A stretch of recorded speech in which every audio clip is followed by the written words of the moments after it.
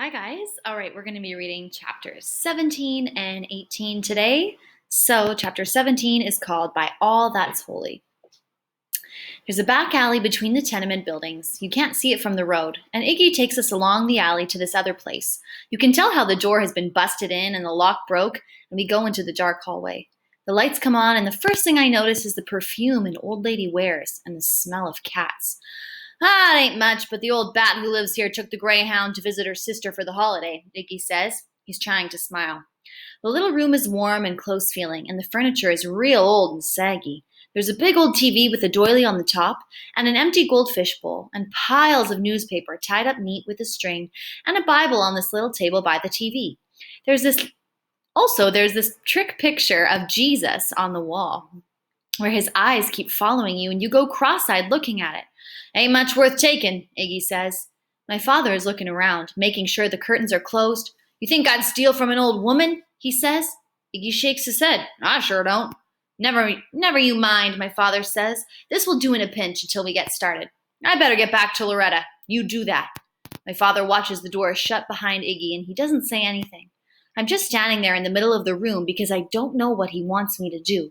Make yourself comfy, boy, he finally says. I'm going to check we have a way back out. I'm looking at the door we came in by, just looking, when all of a sudden he's there behind me, and I feel the cool air of him on the back of my neck. You wouldn't light out on me now, would you? No, sir, I wouldn't. Sit down, he says. We need to talk, man to man. I sit down in this old lady chair that's so soft, I almost sink through to the floor. And I'm wondering what happened to the cats. Maybe she took them with her to visit her sister, or maybe Iggy let them out and they can't get back in. He leans over me and puts his big hands on the arm of the chair, and he says, Now, your grandparents say you're nothing but a dysfunctional retard, but no kin of mine is a retard, and that's a fact. So first thing, you've got to start acting smart. Use your head. We've got a situation going here, boy, so the way to handle it, you just do exactly what I say no matter what. Understood? Yes, sir. His hand shoves through my hair, and I can feel how strong he is, even though he doesn't hurt me. That's good, he says. That's real good. He goes into another room, and I can hear a door banging and stuff being moved around. And when he comes back, he's got this rope in his hands. A boy who doesn't know his own father might be dumb enough to run away, he says. We can't have that, can we? No, sir. No, sir, what? No, sir, we can't have that. What he does is tie my feet and hands, and then he loops the end of the rope around his waist. I'm taking sack time while I can, he says. You're as smart as I think you are. You'll get some shut-eye, too.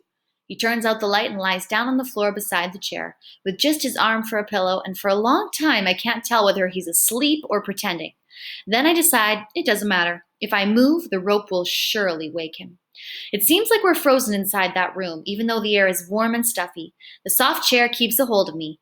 I'm not strong enough to get up. My feet and hands are getting tingly where they're tied, and pretty soon I can't even keep my eyes open. I'm half asleep, dreaming a cat is in the other room, mewing for milk, and I'm still thinking about that cat when something tugs me. He's sitting there in the dark, so I can't see his face, and he says, Wake up, sleepyhead. I better tell my son a thing or two he needs to know about his own father. First thing, like I already said, I never killed anybody. I'm big like you're big, so folks assume things they shouldn't. You understand what I'm saying? Yes, sir, I do. Good.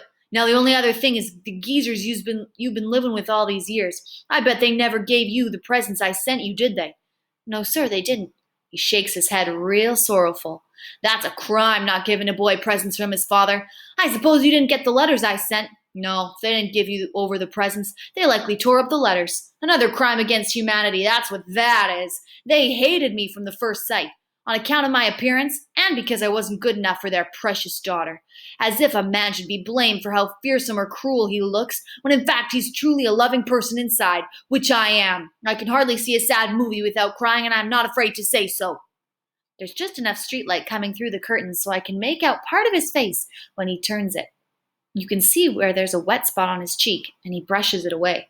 I've been locked up like an animal, he says. Every single night I cried myself to sleep, and that's a fact.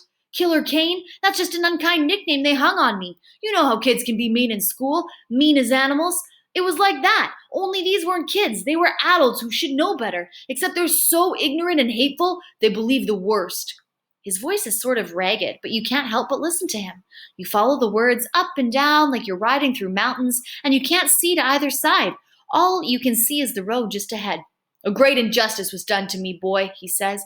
What those people did, they stole my life. They took years away from me. Might as well have cut out my heart with a knife. That's how it was to lie awake each night and think about the injustice was done to me. They'd blame me for all the wrongs in the world, those people, by which I mean the geezers, her folks that always hated me, and of course the police who failed to see the truth of the situation. He stops to rub away another stream of tears. There's no crying in his voice. You can't hear it there. But sure enough, the tears are all over his face, slick and shiny in the pale, pale light. I woke up just now worrying that you might wonder why I never did mention her, your mother. You might still be thinking the wrong way on that and believe what they told you. You being such a tiny thing when it happened, how could you know the truth of it? He gets up then and goes over by the TV set. Far enough so the rope is tugging at me. Then he's back and he's got a book in his hands. You know what this is, boy? The Bible? I say. You can tell that in the dark, can't you? That's fine. What I'm going to do, I'm putting my right hand down on this Bible, see? Yes, sir, I see. And I'm putting my other hand over my heart. Can you see that? Yes, sir, I can. That's good, boy. Now listen up. I, Kenneth David Kane, do swear by all that's holy that I did not murder this boy's mother. And if that isn't the truth, may God strike me dead. I'm waiting to see if something happens, and nothing does. The room is the same. It smells of old lady perfume and missing cats, and my hands and feet are still tied up by a rope to his waist. Satisfied? He says. I want to answer him, but my throat closes up and my tongue is so dry I can hardly open my mouth. I keep thinking about how heavy his hand was on that Bible. I asked you a question, boy. Yes, sir, I say. I'm satisfied. He lies back down after that, and pretty soon he's breathing heavy again. I can't sleep, though. I just sit there like a lump until the sun comes up, trying not to think about things I didn't want to remember. All right, chapter 18, Never Trust a Cripple. I'm waiting for something to happen. The whole world except me is asleep, and the only sound is him breathing heavy. I'm trying to see through the curtains, out the old lady's window, when it finally gets light, but the snow is stuck to the glass and everything is fuzzy, which is pretty much how I feel. Looking down at him on the floor, how he overflows on the rug, I think about that story where a giant falls asleep and is tied up by little people. Not that I do anything. I'm just a blob in the chair with numb hands and numb feet. Finally, what happens? There's a noise from the back and these light, skittery footsteps. And then my father comes awake so fast he almost yanks me from the chair. He's on his feet with this wild look in his eye. And Loretta Lee glides into the room. "Merry Christmas, boys," she says.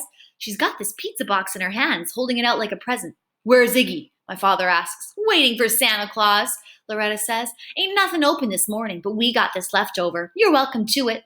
"Best put that down," he says, and he pulls on the rope and lifts me up. He gives her this cold look.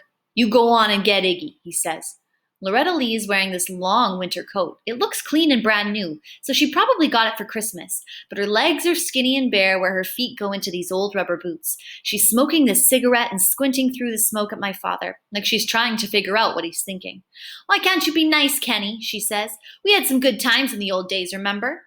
"The old days are over," he says. "That the best you can do for us, leftover pizza?" "Hey, pizza's good for you," she says. "It has vitamins and stuff." "I still want to see Iggy." Loretta takes a drag on her cigarette, and she's got this crooked smile. Her eyes keep flicking at me and the way I'm roped up, but mostly she's looking at him. "Igg'll be up soon," she says. "He had himself a tough night." "I have business with him, Loretta," he says. "Important business." "I'm sure," she says, and she turns in her boots and leaves through the back. The pizza box is sitting there on the table, but my father says we can't eat anything touched by her dirty hands. So he walks me out into that dark kitchen and he unties me, and we go through the cupboards and find mostly boxes of prunes and old cereal. There's nothing in the refrigerator that hasn't already gone bad. So I eat a bowl of cornflakes with water, and I'm so hungry it almost tastes good. "This is what they call a temporary situation," he says. "I know a way we can live like kings if we play our cards right." He stops for a while and squints at me, like he wants to see inside of my head. "We'll be heading for warmer weather. That agreeable with you, boy?" "Yes, sir, it is." He seems real thoughtful. "I had a lot of time to plan this out. A lot of time to study people, figure out what makes them tick. First thing, we'll get a bus, one of those RV things, a real big one, because it's important to look impressive. Put a name up on the side, the Reverend Kenneth David Kane. Or it might be, we'll go with another name, just to be on the safe side. Did you guess I was a man of God, boy? Could you tell that by looking at me?" "Yes, sir," I say. "No, sir." What's that mean, boy? I don't know, sir. He reaches out and tussles my hair. You'll learn, he says. You'll be standing out in front of the bus in a real nice suit. What you do is collect money in a basket. You won't have to steal it because folks will give it to a man of God. And what they love to hear about is a bad man who has redeemed himself. I learned how to preach the word to a lot of illiterate convicts, but they were no more ignorant than a lot of other folk. No, sir, we're going to do just fine. After I finish the cornflakes, he ties me up again. This is just a precaution, he says. Can't take any chances until you see the light. You want to see the light? Yes, sir, I do. He's grinning at me and he taps himself on the chest and says, You're looking at it, boy. I am the light. Don't you ever forget it. He turns on the TV. It hardly comes in at all. The screen is so fuzzy, and he keeps switching channels and he's cussing out the old lady for having such a crummy TV. All that's on is Christmas stuff and cartoons, and what he wants is the news, to see if we're on it.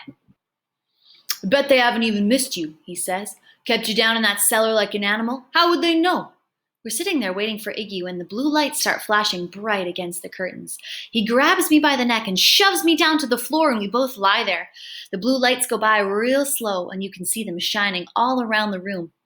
Might be someone else they're looking for, he says. A place like this, it could be anybody. Still, you can't be too careful. When the lights stop flashing, he crawls to the window and looks out. There's nothing dumber than a dumb cop, he says. They were so smart they wouldn't be working on Christmas Day, would they? No, sir, I say. You hush up, boy, and let me think. I'm lying there on the floor, tied up.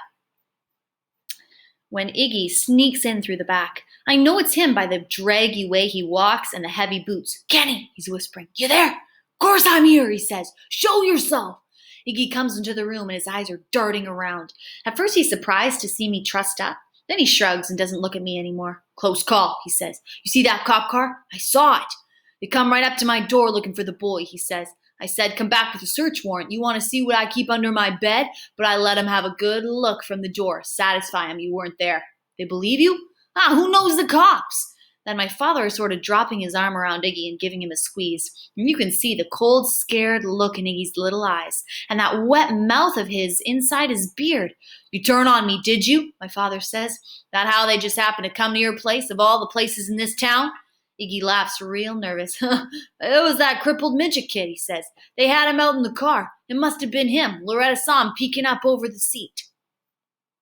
Freak. What midget kid? My father asks. Do you think I'll fall for that? Iggy points at me and says, ask him. Does he have a midget friend? 2 of them stole Loretta's purse. That's how they come to know this place. That's the God-honest truth, Kenny. My father kneels down and looks at me up close. His face doesn't show anything. Well, he says, what's your story? We didn't steal it, I say. We just brought it back. Oh, my father says. Now that's an interesting story. I like that story. Iggy is talking fast, like he can't wait to get rid of the words and leave. The crippled up kid belongs to Gwen. Remember Gwen? Her and your wife were pals? That's what Loretta said. My father puts his hand on Iggy and shoves him down into the old lady's chair. Never mind about her. It doesn't matter how the cops got on to you. All that matters is that they did. And now what do we do about it? Iggy is scratching at his beard and he starts to say something and my father says, shut up and let me think. Iggy shuts up. Every now and then he sneaks a look at me like he's trying to tell me something with his eyes, but I can't figure out what. After a while, my father says, first thing, get me a firearm, something small and functional. Next thing is transportation. I don't care what, as long as it runs. Can you do that for me? Iggy says he can, no problem. Then do it, my father says. The quicker the better. Iggy leaves, walking backwards out of the room.